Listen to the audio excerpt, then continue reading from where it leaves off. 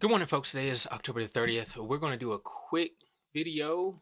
This one is about something that I had questions and issues with earlier on when I was working on some programming. So you see what I have on the print statement here. We're talking about doubles as integers and doubles as integer portions. So what happens is if you have your code up something. So this is the code that creates the print log that we had on the other screen. So let's do this. Let's do this. Okay, and then move that over. Okay, so we're going to clear this. All right, so what happens is oftentimes if you're converting something or if you're assigning, say, a double to an integer, a double variable, or a constant to an integer, constant or variable, then you'll get something that says that there's implicit um, inaccuracies, or the precision is not correct. So what we're going to do is we're going to comment this out, and then we're going to come over here and we're going to say my double. You see that right there? This is the integer, int. My double is int. My double as int is equal to this double here. This is a double, right? So it has multiple decimal places afterwards. So there's a level of precision here that's finer than this, which is only an integer portion. Okay, so we're going to say that this double is equal to this integer. And remember, because this double has precision and this integer does not have precision, we're going to lose the precision here. So my integer is equal to my double. And we're only going to do this once just to not bombard the system. And then we're going to hit verify. And then we have implicit conversion may lose bits of precision. That is the error that we come up with because we are trying to assign this higher precision or more precise double to an integer. Okay, so to get around that, you can just assign this double as the integer portion, right? Or so you can use int portion. So that int portion function, intportion, here's the function. It returns the integer portion of a number. So it returns the integer portion, so we can hit verify. And even though it returns the integer portion, it's still taking the double, and now you're just using the integer portion. So now you're still saying that we're taking a double and we're only getting the integer portion. So it still has implicit conversion, may lose bits of precision because we're still converting this double to an integer. Now to get rid of this error, you just want to say as type int. And you don't have to do this extra part here, but now when I hit verify, now I get no errors, no warnings, because we're saying explicitly that we do want the integer. We want the assignment as an integer of this double. So we're explicitly saying, yeah, I know I want it to be an integer. Now, if you don't have this, then the when it compiles, it's essentially saying, are you sure that you meant to take this from a double to an integer?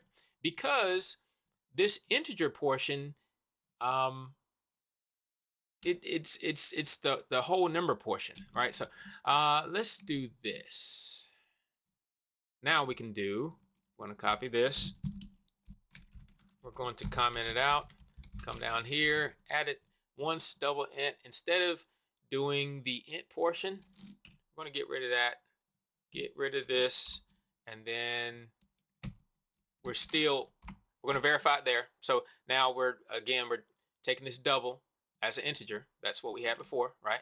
All right, so now we're just going to, instead of doing the integer portion function, now we just took the double, assigned it to an integer, assigned it as an integer to our integer variable, and that's fine. No errors there. Okay, so now we can do that. We'll put this in a block, and then we'll once also print my double,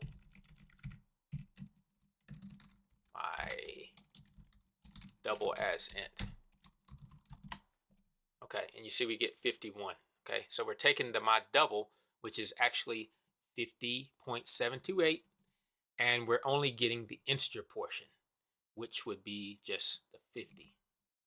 Oh, well, 51 because it's rounding it up. It's rounding it up. Now, that's the that's the difference between doing this int portion and just taking this double and assigning it to an integer, because now it just rounded it up. You see that? All right, but so now instead of using this line, let's make this line where we now, instead of just assigning this double as an integer, because it's just doing the best it can with that double to turn it to an integer, and so it rounds it up. All right, so what we're going to do is now we're going to do the int portion of my double and then hit verify. Then we get 50, right? Because we're only getting the integer portion of the double, which is here. Now, look at this. What if we move this parentheses here? And now we verify it. Now we get 51 again. And why do we get 51? Because we're taking this double that has been converted to an integer as best it could, which it rounded up to 51. So now the double is essentially, now this expresses as 51. And now we're taking the integer portion of 51, which is 51. Okay, so now if we want to add on to that 0.728, now what do we get? Now we get the 51. So we get the 51 that we had here, and now we're adding 0.728 to it, and so we get 51.73. That 0.7, this 0.728 obviously gets rounded up to 0.73, the two decimal places. So what you might want to do to get this precision is, let's see here. I'm going to round this number. Let's see if we can do it this way, to 4 decimal places. Even though we took this number and we rounded to 4 decimal places, it still only received or reduced it, rounded it to 2 decimal places. So now this is something I'm interested in here now, is how do we get this precision back to being 2 decimal places? And it might be in the preferences here. How do we get that precision back when we are using the print log? All right, so instead of rounding,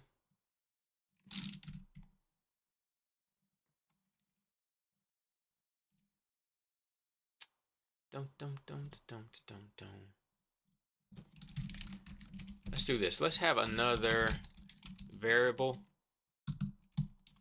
Value 99 is equal to this calculation. And then we're going to say that this is value 99.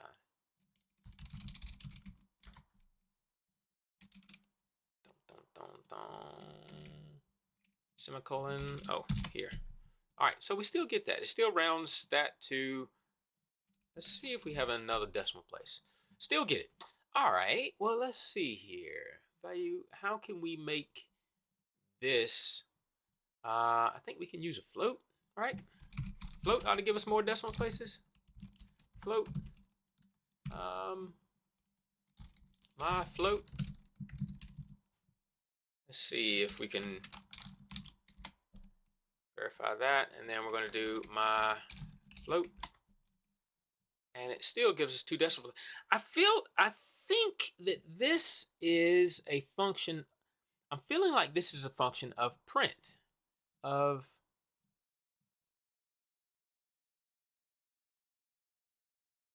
print log.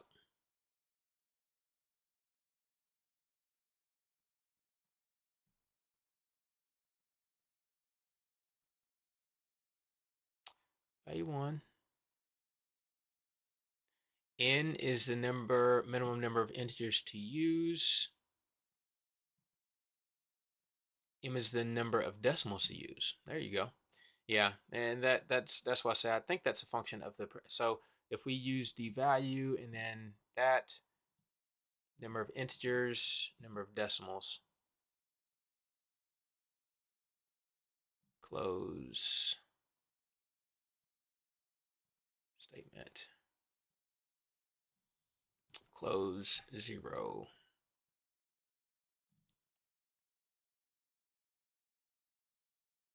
Why would it be 0 if that's the number of integers to use? Minimum.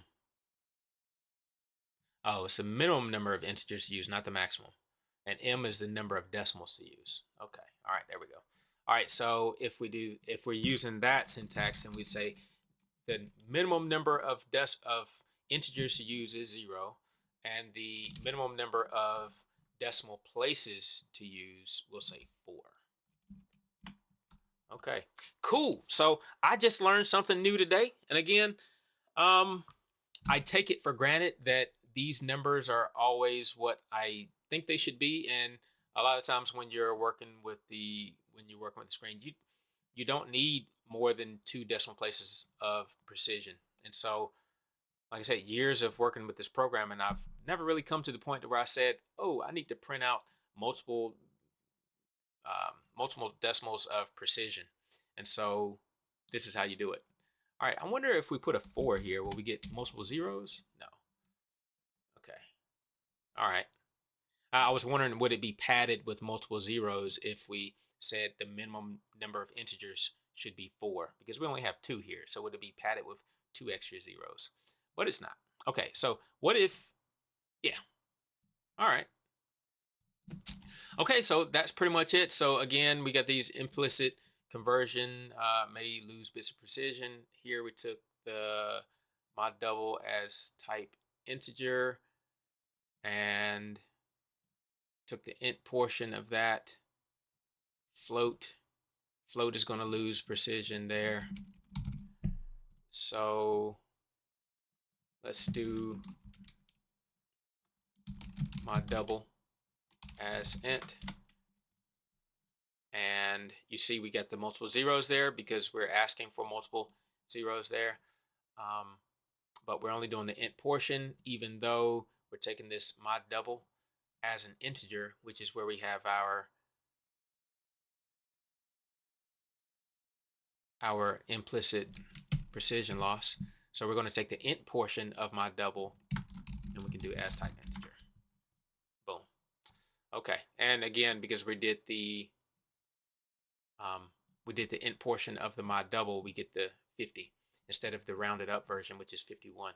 And again, when we round up, when we are using the as type integer, mod double trying to convert that to an integer, it rounds up, which is a loss of precision. And that's why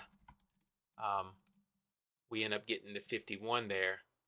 But if we don't as type integer, then we get the implicit conversion precision loss. Okay, but again, this is explicitly saying we do want the integer portion and don't give me all this jazz down here. All right, guys, hope you got something out of this. Like I said, again, I did. Very cool.